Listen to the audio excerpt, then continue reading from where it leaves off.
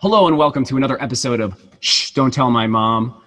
My name is Alexander Scatino. I am the host and the sole proprietor of the islandoftaboo.com. Check out all of the work there. Today we are joined with MadamePosh and LadyBadsushi, and they are kink content creators. Ladies, could you tell us more about that? Oh goodness, where should we start? We got a lot going on. Yeah. We'll just start from the beginning. So I am a femdom and a rigger. I practice the art of rope bondage. I have been kinky for probably about 5 years. I got active in the community almost about 3 years ago. Excuse me. And from the beginning of getting active in the community in my what we call vanilla life, but before getting active in the kink community in a public space, I've had a lot of experience in event planning and corporate event production. And so I very much saw that from the beginning as something that I was interested in getting into in the long run. And then it just happened to happen faster than I thought it was going to be. I met really amazing people. My business partner, both my business partners, one who is more silent, I met in the community, and they both were supportive of some of my overall ideas and concepts of things that I think that the community needed, kind of filling some of the holes. Representation for BIPOC folk being one of them as a Black female, and as well as just some more spaces that have a little bit more of the customer service and an event production side that is not necessarily, how do I say, that's not necessarily taught. It's not the organization part. It's not the keeping track of everything. It's the little tiny things that you tweak and change, like planning the playlist out for the 4 hours of the event so that the playlist sets the mood of, all right, everyone's coming in, and now everyone's, all right, we want them to start playing right about now, and then we want about 30 minutes people to start winding down, even subconsciously without them knowing it. And those are kind of things that I wanted to bring to some of the spaces I created. And then obviously I met my business partner, LadyBadsushi. Sushi, and she's not going to be in the flesh, but someday. And she felt similar. We have similar goals and ideas for things we want to do for and in the community. And so then we started working together. Yeah. I'll pass it off for you to add what you'd like to there. If you want to add your own. Yeah. So I kind of always. Oh, sorry. I'm LadyBadsushi. Oh, I'm sure they couldn't tell with the voice change or anything. They can't see my face. So anyway, I always knew that I was kinky. I knew that I needed to find my kinky dom. I needed someone to help me explore this kinky space. Never could find one. I always found the wannabe dudes that were like, but could be your dom. And then I was pretty much like, no, you're not. No, you're not. You can't even fold your laundry or do your dishes. It's sad. So anyway, I found out through this entire kinky journey within the last year and a half that I'm a switch, top-leaning switch, that I really love event organizing. I really love education and supporting my community, and making sure that everything that the community has to offer is available for other people, because I'm a community person. I think that all of these things are beautiful. I love the human experience, and I think that should be shared. And I love the knowledge that everybody has, because kink and BDSM as a lifestyle is all about learning and sharing skills and sharing experiences and being connected by these things that make us feel different but can bring us all closer.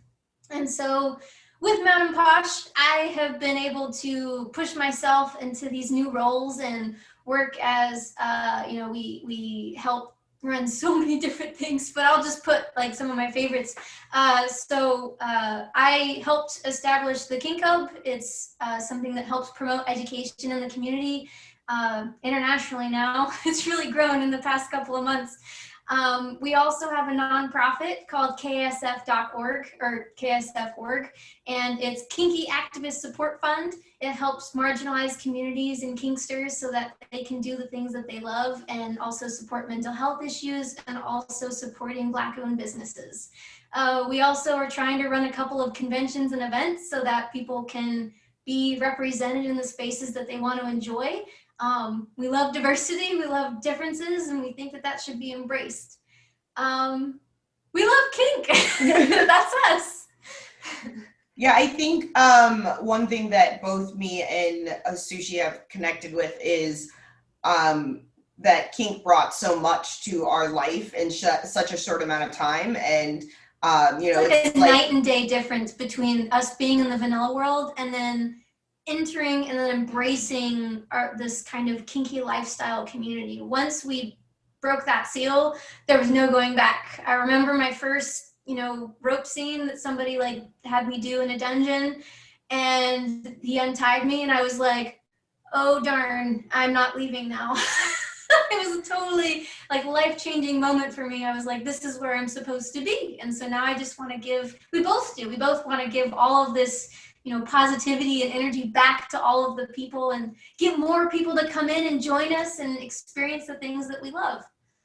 Yeah, I mean, I definitely also in my local community just started doing the numbers. We're putting events together and, we're getting 20 to 30 people at an event. And I'm like, but I live in a city of like 9 million. And just statistically, 2 million of them have to be at least curious about kink or some aspect of alternative lifestyle that we're into, and then also noticing a lot of crossover and a lot of other lifestyles as far as like I'm a genuine nerd. I go to Comic-Cons and stuff like that. There's a lot of crossover with the cosplay kind of nerd community. And seeing that as well, I'm like, oh, well, people need to know about this, and it needs to not be, I don't want to say it's difficult, because I don't want to say it was difficult, but it did take time for me to find information and resources and connections and positive spaces and good groups to really explore and learn. And it's such a, I definitely am connected to kink and an aspect of it being a lifestyle, because I'm talking to new people who are coming into kink, I'm constantly reminding them to kind of erase the social and societal and gender and everything that you kind of learned in regular society. We're gonna reprogram. Yeah, I hate to say reprogram because then it makes it really sound like a cult. But like, but in a positive way where. I have a YouTube channel called the MP Experience, and I talk about, I vlog about my lifestyle, as well as just like lots of educational videos, and then also some fun entertainment videos. But I really try to emphasize on there that like, whether you're kinky or not, meaning whether you ever want to get whipped or in rope bondage or swing a paddle, there's so many aspects of and philosophies that we practice within the kink community that are just so healthy and positive and rewarding and healing and that you can bring into your vanilla life. Even I've learned lessons that have helped me in my vanilla life, and like, that should be embraced too, and people shouldn't be afraid just because there's a BDSM label on it. Yeah, like when I was first getting into kink, and I still had more vanilla friends, to be honest. I definitely had lots of people again that just thought I was like going to have orgies every weekend. And I know questions I got. Yeah, before we got on this when we were talking to you before we got onto this podcast, we had both mentioned that we're kind of on the the asexual spectrum, and so that perspective, I'm definitely working on trying to change that, of like what vanilla world thinks kink is, and that it's all kind of centered around sex, because it's really centered around communication and trust and accountability and consent. It's really based around a lot of these foundations and philosophies and behavior characteristics in vanilla world that we don't really practice. Now, I'm not saying that we practice them well all the time. No. We're humans, right? Like we fail, we learn, we make mistakes. But the core again philosophy of the aspect of the kink community is definitely founded around those things, and as well as like your kink relationships and your dynamics. I do lots of different education. I've done lots of videos on different educational topics in kink, and only probably about 30 to 40% of them are actually talking about how to like physically, tactically use something for a scene. 60 to 70% of the content is explaining to you about, I cannot mention enough, communication, negotiations, how to be open and clear in your communication, defining terms in your communication, what consent looks like. I tell dominants that, like, again, you can practice using your whip till you have the most perfect form ever, and that is great. You will use that like 10% in your relationship. Like 60 to 70% of your relationship is going to be psychological, mental, and emotional work with your partner, and making and reminding them that they are an amazing whole human being every single day. That's like the most simplest way that I can put it, where when I first had a few friends that I was in dynamics with, I realized very quickly, as my friend was pouring her heart out to me about something that happened at work the day, and I was just holding her and being like, you're a strong woman. And I was like, oh, this is what this is. This is what this is. Like, I've been doing this my whole life. Like, this is, I'm life coaching or mentoring someone and providing them with again, I like to say it as like, someone who's a level 8 can always teach a level 5. You know what I'm saying? You don't have to be at level 100 to be able to educate other people. And so if you're a little farther in your life journey, then help the other people get to the same place, and then you guys can help each other get farther. Yeah, we're very into the holistic view of the person and the human. So that's why we're so into education and we've made several groups together, and we're just trying to reach out to people and make sure that they have a really good human experience. We're very big on creating a good experience for other people. Something that helps us be able to work together too is that we are both the same personality type, which normally would not work, but for our personality type, we have similar goals. So it actually works very, very well. We've both said that, like, wow, I've never worked with someone in a team on a capacity like this that was just as efficient as I am. Like, where I'm like, did you do this, this, and this? And she's like, yeah, and I did this extra thing. And I'm like, that's what I would have done. And so that really helps. That really helps us be able to work together. That works for our personality type, again, because we have the same goals. If we didn't, it may not work as fluidly together. But that in itself is its own friendship, dynamic, partnership that we have to, constantly be negotiating and communicating about to keep healthy, because we are kind of working together to create these spaces. We're not working on something like a cell phone or just a product. You know what I'm saying? What we're selling or the product we have is your own intimate connection, life experiences with someone else. And I think that you should take extra care for and be considering that when you're creating spaces for people. You're creating a space where people are going to be their most intimate and vulnerable in front of other people. If you're talking about a dungeon or again, when we're able to meet in large groups again. We miss it. Yeah. So much. That kind of space, like, you need to remember that people are not only taking time, but spending their money to go there to share a very intimate headspace, emotionally, physically, psychologically, whatever else. And you're creating that space for that. And to us, that's really, really important that space is safe and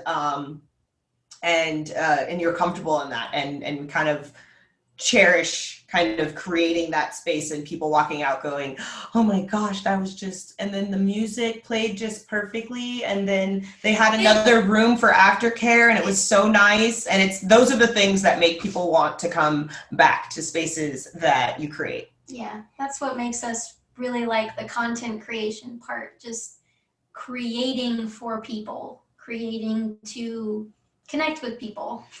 And to better their life. I mean, I also do pro dom work, and people ask me like how I got into doing pro dom work, and it really had to do with the aspect of all the different aspects of being a dominatrix, of one, getting to like set my own hours, make my own terms. I'm who do I have to ask to like finalize this decision? No one, it's me. So like that was great. And then I'm very much into like cosplay and burlesque and stuff like that. And when you're doing scenes, that's what it is. You get to play a role, right? And then I also, again, want to help empower people and help people's life be more fulfilled. And that's how I saw my sessions. I saw them, you know, I know that the US classifies it as sex work, but to be honest, I look at it as alternative therapeutic work, or stress relief, or like getting a deep tissue massage, because the, my clients were coming in to get an escape from from the reality of the everyday, or stress relief, or just, you know, a few hours of not having to make all of the decisions all of the time. And again, I like being that person, that kind of like safety, or that relief that people need, providing that for them. And so like that's a whole other aspect too, that's really been that's been very beneficial and rewarding. Like when I do the sessions, even though I'm not connected with them at a personal level, and it is a little bit more transactional, like I'm not just there for the money. I'm like, this person is leaving with something that has bettered their life, or help them understand themselves better. And I find that really fulfilling. Yeah. Ditto. So that's a really quick, yeah, that is a really quick overview of a lot of the things that we do. We tried. We still didn't even get to everything, but that's okay. Yeah. It's outstanding that you've been in this community for such a short time. It seems like 5 years into 3 years taking it seriously, and could develop so many different opportunities in this niched group, where you were saying there's 20 people coming and there's millions of people in my city. It does sometimes seem like you're there and you are the minority. You're this like minority, and having that vision where it's like there's no way that we're this minoritized. There's too many people out there consuming the content and that are willing to be open enough to experience these things.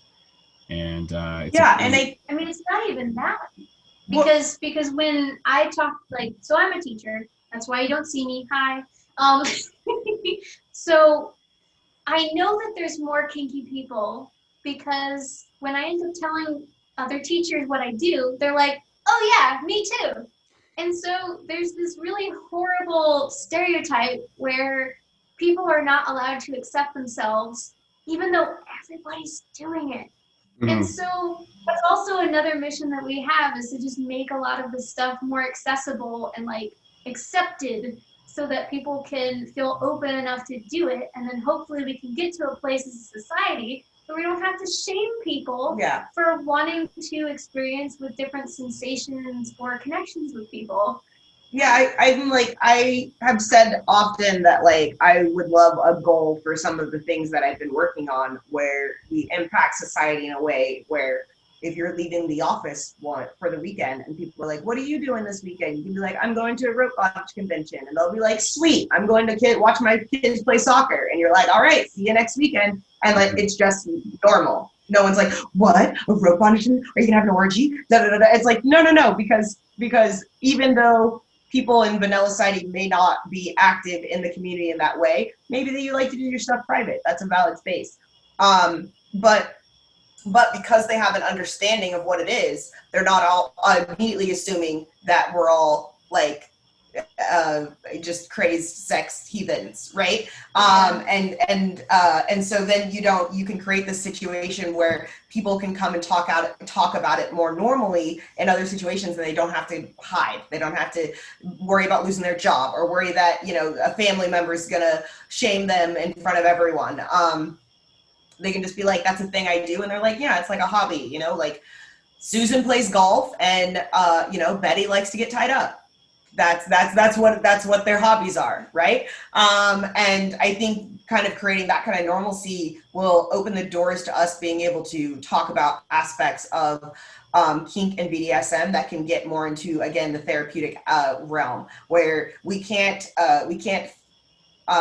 finance studies on this stuff to prove that this stuff is therapeutic until people understand it enough to want to sponsor those studies with money, right? Until we have people in mental health that are, which we have way more than you realize, and that are therapists and counselors that are also kinky, but making that connection of being like, hey, I understand that that's like separate, but like you also have skills that we could use where if you are willing to come out, that you are open to taking clients who are kinky and make that connection, you could really, really, really help people, because that's a niche market. If you're going to a therapist about an abusive relationship, right? You need someone who understands kink. If that abusive relationship now has a DS, dominant, submissive power exchange dynamic in it, someone who is vanilla in the mental health services is not going to understand that aspect and is going to not cause you to get the best therapy or most authentic representation of the situation. I mean, even in the medical field, you show up with bruises and then you get a lot of questions. So if you have a kinky doctor, you can just be like, hey, I have bruises.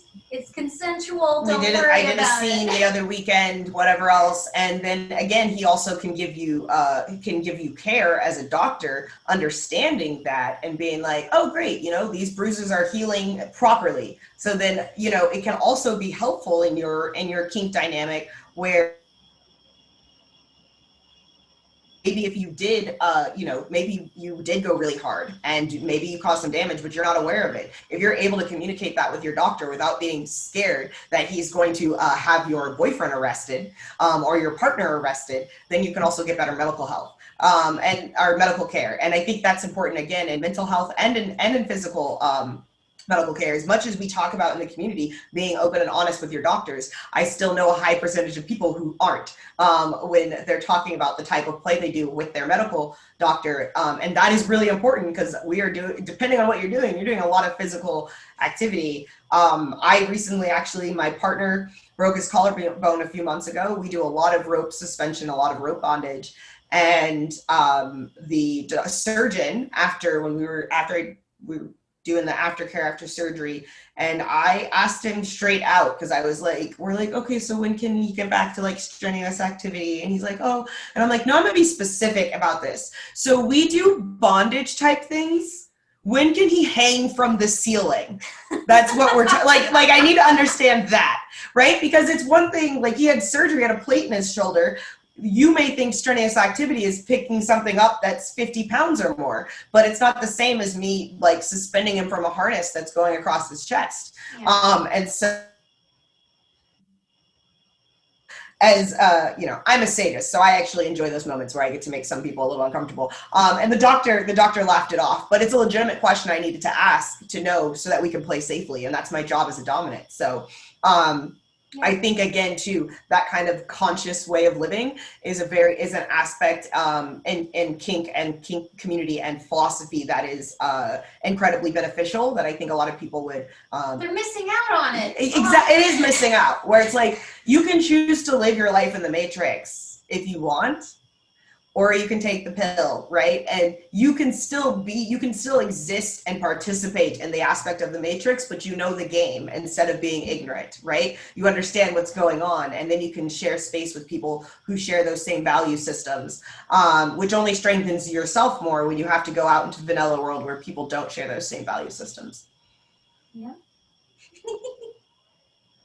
Nice. Yeah, thank you for that knowledge. I feel like I'm learning a lot, and I get to sit back and listen to some masters on the other side of the country right now, or in the middle, or wherever we are in relative to each other. Don't give us that title yet. Oh no. Please, I want you to be.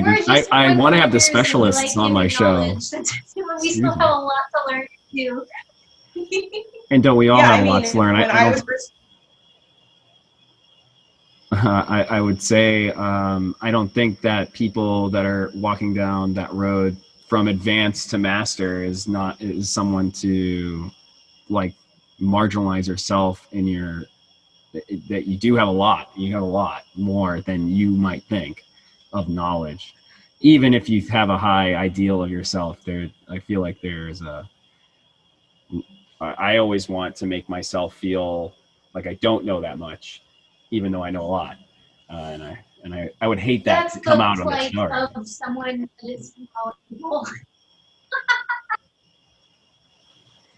People that end up knowing a lot feel like idiots.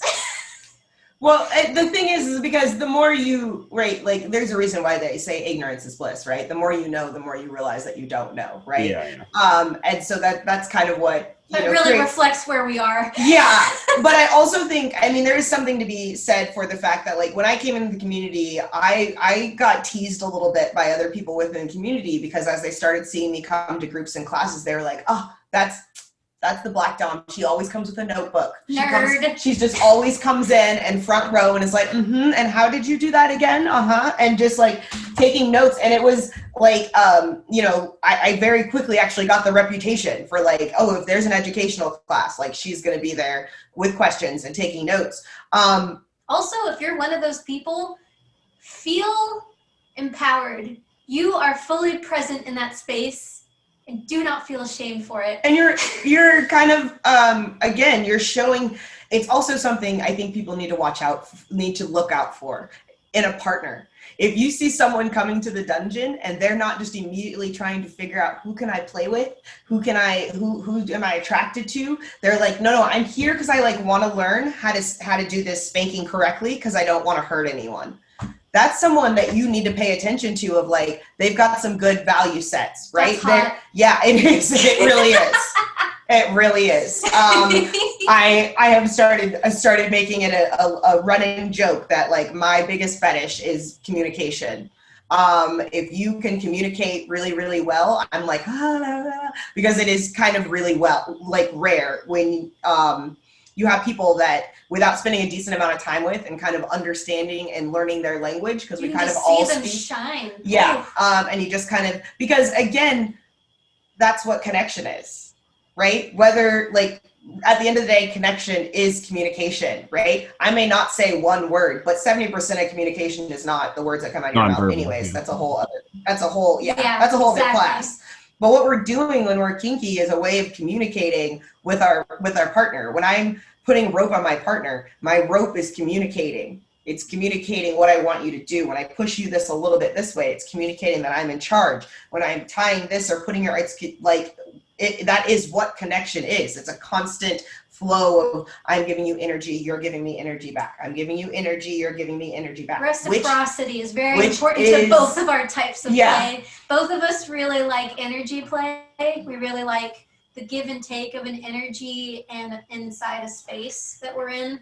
That's probably why we get along, because we just like revel in that. Well, but that's the thing is that that's what everyone's doing. We're just conscious of it. Oh yeah. Right. And I don't want to get I don't want to get super weird, but I'm into a little bit of spirituality, and there's aspects of my spirituality that is definitely in my play. But if I'm in a zone of my play, and this again gets into kind of the, I'm going to forget the technical smart word, but basically how the chemicals in your brain are reacting to the play that's giving you what we call like top space or it's not just endorphins, but I know there's more to it. But when you're in the zone like that, you can kind of like people around you kind of fade out sometimes. Oh, that's like, and you're like in tunnel vision. That's you're in a hyper focus. You're in a flow. There's an actual scientific psychology word for it. That's the one. Yeah, yes. You're in a flow. That's the one. Flow state. Yeah. I work with a lot of like flow performers. So. Yeah, super good stuff. But really what that is to me, I've been in scenes where like I can visually see that energy leaving me, going to them, being transformed, coming back, feel it. Oh, that's good. Let me give you more. What are you going to do with this when I give you this energy? Oh, wow. This is how you gave it back. That was cool. This one was purple. What do you do with this? Like that's kind of how I visually represent like what a scene is if you're taking away, again, what we're actually seeing, like psychologically, mentally. That's kind of what's going on. Are you actually having open eye visuals? I have before. Ooh, Yeah, super that's what makes our play intense. kind of fun. Because it's just, we're both kind of in that. And she also plays that way with her partner, Bound Mystic. And it's really beautiful to watch just how they are so heavily connected with each other and just in the entire space. I've been able to film them a couple times, and it's just very beautiful. You can check it out on her website. Yeah, it's something I didn't really like. You know, mine and his connection was very much there from the first time we played, but it's something I didn't really have context or like verbiage for until probably in the last like 6 months of kind of explaining what that space is that we get into. Because you know, I definitely knew like I was getting into a top space because people would come and talk to me after the scene and be like, oh yeah, I came in and I watched part of it when you flipped him over. That was like really cool. And I was like, you were in the room? Yeah. I didn't even notice that you had came into the room. The you know what I'm saying? Space is real. Yeah, like in a really good scene, people could come like on a stage when they're like changing sets, like people could come in and like change the entire environment around me, and I would not notice until I came out of it, and then I'd be like, wait, wasn't this room yellow when we started? And I think that's the aspect of like, you know, I use the analogy of being similar to, you know, taking substances of, you know, except it's the one thing where you can always get that same high or higher, right? It's like a pure. Most of the time with addictive substances, yeah, you're chasing that first high, which is always the best because you've never experienced it before, right? Kink is something that like you can chase that and you can find it again, right? It's a natural high. It's a natural high, and you may play with someone else, or you may do the exact same thing you did with the same person in another, like just in a different time, and because you're in a different headspace, or they're in a different headspace, or they brought different energy. It can, you know, it can create a completely different experience. Puzzle pieces on times. Yeah, so it's like it's endless opportunities for amazing moments, and you know, as far as we know.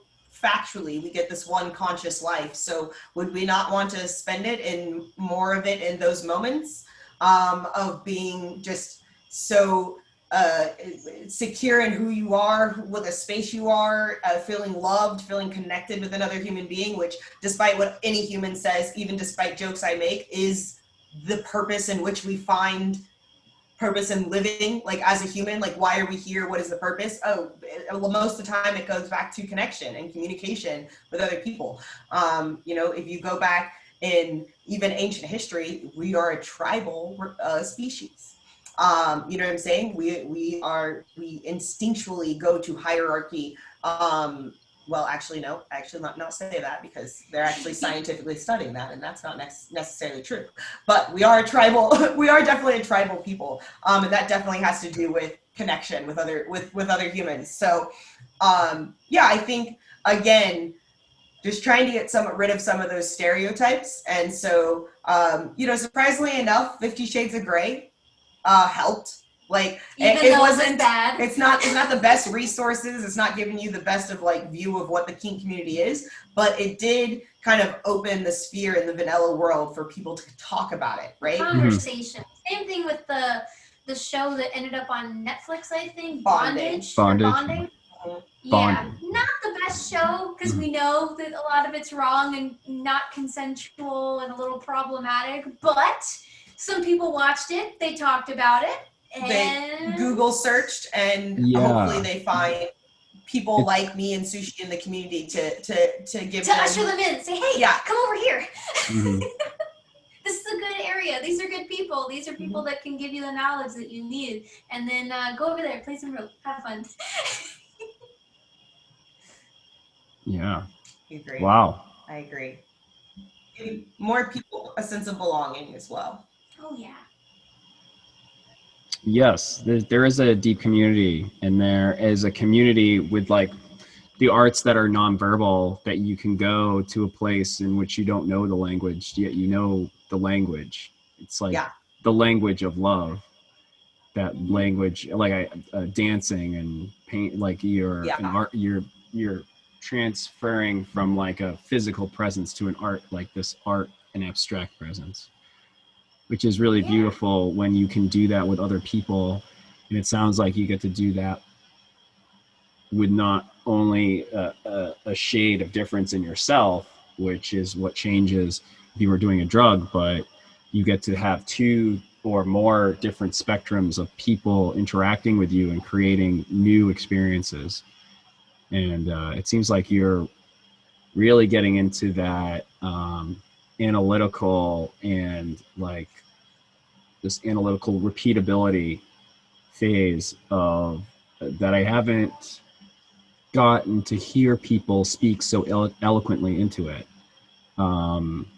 That it seems like the analyzer in you, like the analytical mind, is onboarding all of this like emotional section that may have that you're bridging right now. Sorting it. Yeah, you're sorting. Which is interesting because it's a different way of approaching that like flow state. Type. Yeah, the personality type. Yeah. Now, when you said personality type, are you? Yeah. What are you speaking into? Like, what personality did you do a personality matrix? Did you do dozens of them? Oh, she's the low key expert. I'm not low key, or I'm not low key. Let's be that, because I talk about it a lot. But I'm not an expert either. This is a topic that she's been studying about for several months. She's definitely almost a year now. Yeah, actually. Several, if not many months. And she's been doing like a real deep dive into just all the aspects of it, and she's all the time. Yeah, it's foundationally based on the Myers-Briggs personality types, but looking at it not as from behaviors, but actually explaining the functions, as in the way your brain processes information, brings information in, and then actually makes decisions on that information. Me and Sushi are both INTJs, and so as I got, it's a side hobby that's really fun, but also like I don't do hobbies that I can't actually like use in real life, in the real world, in a productive way. And it's also been like one of the most helpful tools in working with other people. Something INTJs are actually not very good at is social stuff. We don't read cues very well. We normally are learning mimicked behaviors as we are maturing and growing up. Hence the social analyzing. Yes. Yes. Yeah. So like, and the value in community, because we have to like force ourselves to integrate, but once we're there, we're like, yes, let's stay here and make it better and make sure everybody has it. Yeah, and like it's very like it's rooted. Our personality types are rooted in the aspect of creating good experiences for other people, and I like that the fact that I can break this down and see why I'm more dominant, why I get joy out of creating these scenes for people. It actually does help see someone's drives and goals and ambitions, and kind of puts it in a context to where you can figure out like, will we be in the same direction, or but sorry, just to give an example of like a real world aspect in which they are trying to actually use this. One, again, going back to like science, to make something a science, you have to have people studying it and money to do the research to make it a provable science. And that is, you have to write it down. Science is about writing things down. and you have to prove that it works. And so there are a few different aspects within the personality typing community that have really created amazing systems for breaking down how each of these personality types function, and then also how they work and compatible with each other. So if you think about like in a corporate business, business meeting, and you have 12 people that are going to be launching a product over the next 9 months. if you can literally strategically put that team together based on what roles they're going to play, based on what motivates them and their programming, if you literally think it, like I describe it as like a Westworld robot, and like we are the irony is she loves Westworld. The irony is Westworld has literally pulled a lot of really amazing philosophies and concepts within science about the brain that are actually just 100% true about humans, and just put them into robots, and we're like, woohoo! But that's actually how we operate. And it's similar with personality typing, where it's literally like your programming. You cannot change it. You can grow muscles so you're better at certain functions, but it will always flow in that order. And so by consciously being aware of it, I can see it in my friends, and I can help them communicate. Like this has happened many times where I'm sitting in the middle of my two friends, and I'm like, okay, I'm gonna jump in now. You guys are saying the same thing. Oh, yeah, you're arguing, but you're literally saying the same thing. Right. This is what you're saying it in this language, and you're saying in this language, and I'm going to translate for you guys so we can like move on because we're trying to be efficient. Because that happens. And again, I like to, going back to communication, a majority of our conflicts in life is rooted back to miscommunication. If you go through the train of most drama, conflict, anything that happens in your life, even at work, with a boss, with another coworker, most of the time it's miscommunication. They thought I said it in this tone, but I was really saying it when I was crying. They thought I did it like this, but and because we didn't communicate about it, I'm making all the assumptions of their feelings, they're making all the assumptions of my feelings, and now we're in conflict. Or it's the fact that many people just don't have the same shared language. And so you might use certain words about consent and like, well, this is okay, but then the context isn't there, or the words you say, like good and bad, might not be the same thing. And I mean, you are dealing with complex emotions. You are dealing with complex emotions. Yeah. Yes. And they're complicated, and they're unique. They're unique to the person. Yeah. Exactly. So we have to talk about it in that way so that we can properly understand each other. Yeah, exerting empathy is difficult. Is not something that's societally acceptable. Almost is like this having empathy for the other person. It's more like I was right and they're wrong. Absolutely. There is a need and a desire to be correct, even though there's nothing to be correct about. You just need to feel right. Yes. To fulfill some deep desire and like need inside yourself. I mean, when I've talked to people who are in conflict, I like to ask them, like, what is your goal? What is your goal? With this conversation. With this conversation, because what you want to do is a great goal to prove that you're right. Right? If you can say all those things and you can make those decisions, and that will prove that you are right. Will it solve the problem? Will it grow? Will you learn anything? Will the other person grow and learn? No, oftentimes not, but you'll feel better because you're right, I guess. Is that the right? And I think sometimes sitting down and being like, yes, you may have to swallow the fact that other person is never going to say, oh, you're right. But also now you get to keep your friend and or your boyfriend. You don't have to waste energy on that. Yeah. Efficiency. We love it. Don't want to waste energy. Yeah. I mean, you guys are tackling some difficult topics rather rapidly. You can bring us back if you need to. We're coming back right now. We are. You guys, I don't think I asked a question. I think that we just had a conversation where I listened and you guys were so knowledgeable that I was enthralled. And I get to ask a question before we get out of here. You do. Please ask us at least one question. One question, please. Give me a moment. He asked us to explain ourselves. Oh, yeah. I got one in. This is my number. Question. We'll try not to make the answer 30 minutes ago. Well, it's okay, so my final question, my pet question, I enjoy it a lot. In our society, we don't really get to have a transition between becoming into adulthood. We don't have an adulthood transition. And I wanted to know from each of you, what was your first experience shifting from a child or like a person who's not a non-sexual being into a sexual being? Do you want to go first? I can go first. So I don't know how much this relates to other people, but I feel like this is definitely something that we should talk about as a generation and the generations that are soon to come. So when I first realized that I am a sexual being, I was probably about 12 and a half, almost 13. My mom had bought me an iPod Touch, and I started talking to people on the internet, and she didn't know, and I kept it pretty hidden until much later. I don't really even think she ever found out, so I guess forever she'll never know. And so I realized that I was a sexual being because online I was being objectified by men that were pretty much older than me. They were between about 15 to about 30, and I didn't know that anything was wrong with that. And they talked to me about things, about sex, about these other things.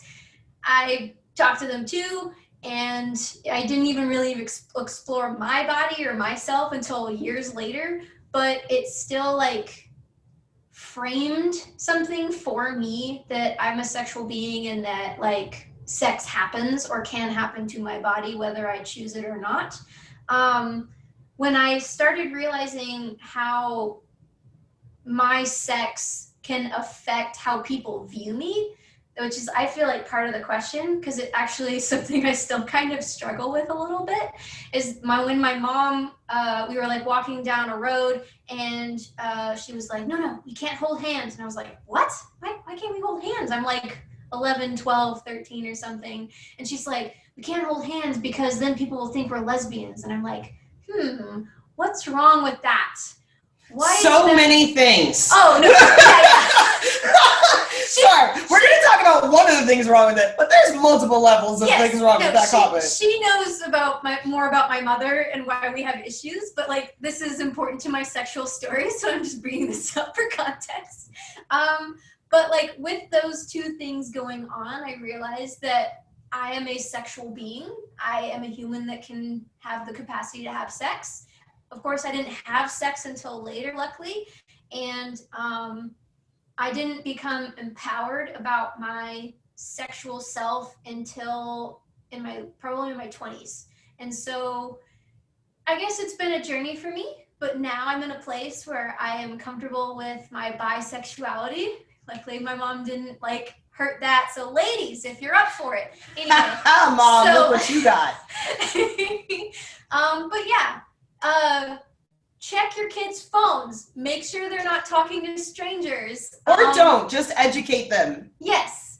So they know what to do in those situations. Yes. Don't give internet restrictions. Have conversations. It's much more productive, and I think it would have helped me and people I know very well. You think parents should talk to their kids about sex? Gasp. That's what school's for. My mom.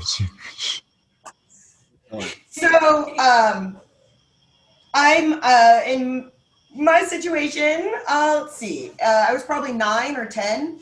I started maturing as a woman, young, and I was raised in a very white part of the country, and so I was one of the few black kids in most of the spaces I was in.